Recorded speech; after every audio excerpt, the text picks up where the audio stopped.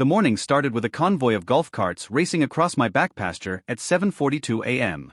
4 HOA board members in matching windbreakers with Ridgehurst Heights HOA were using my private property as a highway to their clubhouse.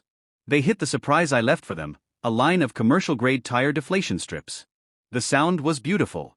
The lead cart hit, 2 tires popped instantly with a sharp hiss. The second cart swerved, caught the strips. 4 carts, 12 tires, and one very angry HOA president were about to learn her reign of terror was over. I'm Jake Morrison. 3 years ago, I bought 5 acres outside the Ridgehurst Heights HOA jurisdiction.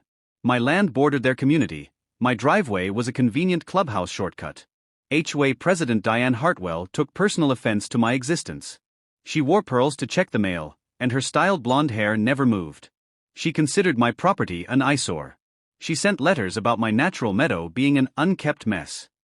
Then complaints about my non-existent livestock. She even sent an official notice claiming my land was subject to their architectural review because it was visible.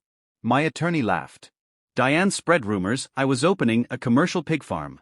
She tried to get the county to rezone my property. When that failed, she escalated. One morning, someone installed a chain-link gate 20 feet into my land with a shiny lock and a sign, property of the Ridgehurst Heights HOA. I called the sheriff. Deputy Coleman said I had every right to remove it, and to document everything. I installed trail cameras and waited. The next week, my cameras captured Diane leading a parade of board members through my back pasture shortcut. When I confronted her, she claimed my land was abandoned and the HOA had established a prescriptive easement through years of use. Diane, possession is 9/10 of the law. She laughed, saying I couldn't afford the legal fees. Diane then filed an official complaint with the county, claiming my driveway was a public thoroughfare and demanded the county force me to remove barriers. She didn't count on my homework. The county clerk, Bob Hutchinson, pulled the original 1952 records. No public easement, the road was explicitly private. Bob laughed at Diane's blatant, false claim. I hired attorney Sandra Pike. She sent a cease and desist letter outlining criminal trespassing, vandalism, harassment, and filing a fraudulent complaint. She gave them 72 hours to remove the gate. Diane's written response was incredible. They considered my property an attractive nuisance that encouraged residents to trespass, so I was responsible for accommodating their safety by allowing supervised access. Sandra said she'd frame the letter. I decided to take matters into my own hands, within the bounds of Colorado law.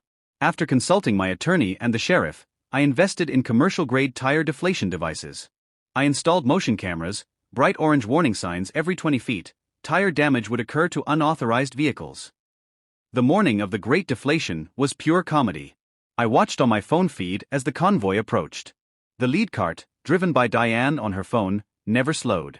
The spikes worked perfectly. 4 carts, 12 flats, disabled on my property.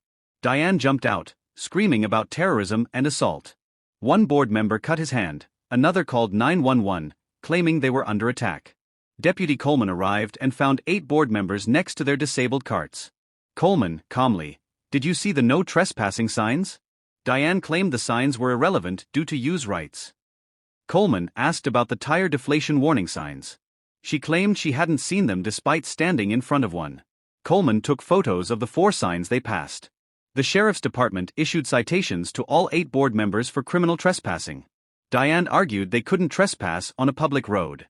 Coleman pulled out his phone and showed her the county record. Her face turned purple.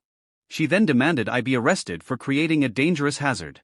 Coleman pointed out the only way to encounter the hazard was to criminally trespass past multiple signs. He noted the devices were legal on private property in Colorado.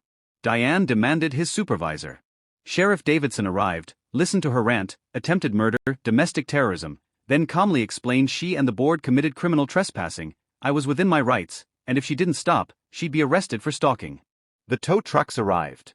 Since the carts were on my property illegally, I had them towed at the owner's expense, $300 per cart, plus storage. The board had to pay for new tires, $200 per cart. The real hit, insurance claims were denied because the damage occurred during the commission of a crime. The next HOA meeting was brutal. Residents were furious. The story made the local news. Local HOA board caught trespassing, thousands in damage. The vote to remove Diane was 27-3. The district attorney pursued charges. Diane negotiated a plea deal, guilty to misdemeanor trespassing, $5,000 in fines plus $3,000 in restitution for my legal fees. She was sentenced to 100 hours of community service and a restraining order preventing her from coming within 500 feet of my property. The judge told her she was lucky I hadn't filed a civil suit. Diane cried and had to be helped out of the courtroom.